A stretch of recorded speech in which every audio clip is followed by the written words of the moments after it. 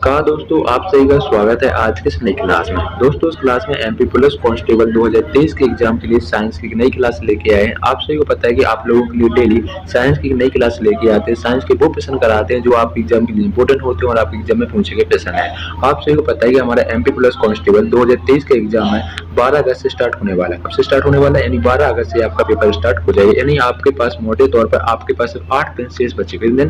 8 दिन शेष बचे हुए। आपको 8 दिन में इतनी तैयारी करना है, इतना ज्यादा प्रैक्टिस करना है, इतने ज्यादा टेस्ट लगाना है जिससे आप लोग अगर अपने आप को इम्प्रूव कर सको और अपना स्कोर आप लोगों को 80 प्लस करना है। 80 प्लस स्कोर करना है। आपको मेरिट में आना। मेरिट आने के लिए आपको क्या करना पड़ेगा? सबसे ज्यादा आपको अगर प्रैक्टिस करना है। आपके लिए हम वही प्रश्न लेके आ रहे हैं जो आपके एग्जाम के लिए इंपॉर्टेंट है। तो आप हमसे जुड़िए और हमारा सपोर्ट कीजिए। अपने दोस्तों के पास क्लास को शेयर करिए। तो बिना देरी कहते हुए बिना बातचीत के क्लास को स्टार्ट करते हैं। पहला प्रश्न आपसे पूछा जा रहा है, प्रकाश संश्लेषण में पौधों द्वारा निम्नलिखित में से कौन सी गैस उपयोग में की जाती है? आपको बताना है प्रकाश संश्लेषण में पौधों द्वारा निम्नलिखित में से कौन सी गैस उपयोग की जाती है। ऑप्शन नंबर ए में दे रखा ऑक्सीजन, ऑप्शन नंबर बी में दे रखा आपको नाइट्रोजन, ऑप्शन नंबर सी में दे रखा आपको हाइड्रोजन, ऑप्शन नंबर डी में दे रखा आपको कार्बन डाइऑक्साइड। देखिए, प्रश्न आपसे पूछा जा रहा है कि प्रकाश संश्लेषण में पौधों द्वारा निम्नलिखित में से कौन सी गैस उपयोग की जाती है? की जाती है आपकी कार्बन डाइऑक्साइड, CO2 आपका सही जवाब हो जाएगा। ऑप्शन नंबर डी आपको बिल्कुल सही जवाब हो जाएगा। अगला प्रश्न आपसे पूछा जा रहा है, पृथ्वी का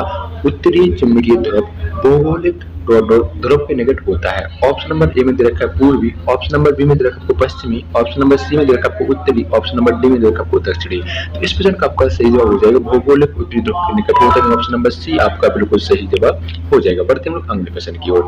अगला प्रश्न आपकी स्क्रीन पर दे रखा है। अगला प्रश्न आपसे पूछा जा रहा है, ऊपर की ओर फेंके गए पत्थर के नीचे गिरने का कारण क्या है? देखिए, प्रश्न आपसे पूछा जाए जब हम किसी पत्थर को ऊपर फेंकते हैं तो पत्थर के नीचे गिरने का कारण क्या है? ऑप्शन नंबर ए में देखा घर्षण बल, ऑप्शन नंबर बी में देखा आपको घूर्णन बल, ऑप्शन नंबर सी में देखा आपको गुरुत्वाकर्षण बल, ऑप्शन नंबर डी में दे रखा आपको चुंबकीय बल। तो इस प्रश्न का आपका सही जवाब हो जाएगा, जब किसी पत्थर को ऊपर फेंकते हैं नीचे का कारण क्या होता है? गुरुत्वाकर्षण के कारण नीचे आते हैं। ऑप्शन नंबर क्या हो जाएगा? ऑप्शन नंबर सी आपका सही जवाब हो जाएगा। बढ़ते हम लोग अगले प्रश्न की ओर। अगला प्रश्न आपकी स्क्रीन पर दे रखा बहुत ही इंपॉर्टेंट प्रश्न है। प्रश्न आपसे पूछा जा रहा है, निम्नलिखित में से किसमें विटामिन ए अधिकतम मात्रा में है? आपको बताना है कि निम्नलिखित में से किसमें विटामिन ए अधिकतम मात्रा में है। ऑप्शन नंबर ए में दे रखा है आंवला, ऑप्शन नंबर बी में दे रखा है आपको आलू, ऑप्शन नंबर सी में दे रखा है आपको दाल, ऑप्शन नंबर डी में दे रखा है आपको गाजर। देखिए, विटामिन ए का रासायनिक नाम क्या होता है? तो विटामिन ए का रासायनिक नाम होता है रेटिनॉल। क्या होता है? रेटिनॉल होता है। क्या होता है? रेटिनॉल होता है। ठीक है, आपसे पूछा जा रहा है कि विटामिन ए की अधिकतम किसमें होती है? ये होती है गाजर में। क्या है? विटामिन ए की अधिकतम मात्रा होती है। ऑप्शन नंबर डी आपका सही जवाब हो जाएगा। बढ़ते हम लोग अगले प्रश्न की ओर। अगला प्रश्न आपकी स्क्रीन पर दे रखा है। अगला प्रश्न आपसे पूछा जा रहा है, मलेरिया रोग का कारण है। आपको बताना है मलेरिया रोग का कारण है। ऑप्शन नंबर ए में दे रखा आपको जीवाणु, ऑप्शन नंबर बी में दे रखा आपको विषाणु, ऑप्शन नंबर सी में दे रखा आपको कवक, ऑप्शन नंबर डी में दे रखा आपको परजीवी। देखिए, मलेरिया रोग का कारण क्या है? तो मलेरिया रोग का कारण परजीवी। क्या है? मलेरिया रोग का कारण क्या है? तो परजीवी हो जाएगा। ऑप्शन नंबर डी आपका बिल्कुल सही जवाब हो जाएगा। ठीक, बढ़ते हैं अगले प्रश्न की ओर। अगला प्रश्न आपसे पूछा बहुत ही इंपॉर्टेंट प्रश्न है। आई होप आप लोगों में प्रश्न बनना ही चाहिए क्योंकि बहुत ही आसान सवाल भी है। प्रश्न भी आसान है, वो सवाल भी इसको बोल सकते हैं। तो प्रश्न आपसे पूछा जा रहा है, भोजन में शरीर को ऊर्जा प्रदान करने वाला अवयव है। आपको बताना है भोजन में शरीर को ऊर्जा प्रदान करने वाला अवयव है। ऑप्शन नंबर ए में दे रखा है आपको पानी, ऑप्शन नंबर बी में दे रखा है आपको विटामिन, ऑप्शन नंबर सी में दे रखा है आपको क्लोरोफिल, ऑप्शन नंबर डी में दे रखा है आपको कार्बोहाइड्रेट। देखिए, प्रश्न आपसे पूछा जा रहा है कि भोजन में शरीर को ऊर्जा प्रदान करने वाला अवयव कौन सा है? कार्बोहाइड्रेट। ऑप्शन नंबर डी आपका बिल्कुल सही जवाब हो जाएगा। बढ़ते हम लोग अगले प्रश्न की ओर। अगला प्रश्न आपसे पूछा जा रहा है, रुधिर का शुद्धिकरण होता है। आपको बताना है रुधिर का शुद्धिकरण होता है। ऑप्शन नंबर ए में दे रखा आपको हृदय में, ऑप्शन नंबर बी में दे रखा गुर्दों में, ऑप्शन नंबर सी में दे रखा फेफड़ों में, ऑप्शन नंबर डी में दे रखा हड्डियों में। देखिए, प्रश्न में आपसे पूछा जा रहा है रुधिर का शुद्धिकरण होता है, ये होता है फेफड़ों के द्वारा। क्या रुधिर का शुद्धिकरण होता है? ऑप्शन नंबर सी आपका बिल्कुल सही जवाब हो जाएगा। बढ़ते हम लोग अगले प्रश्न की ओर।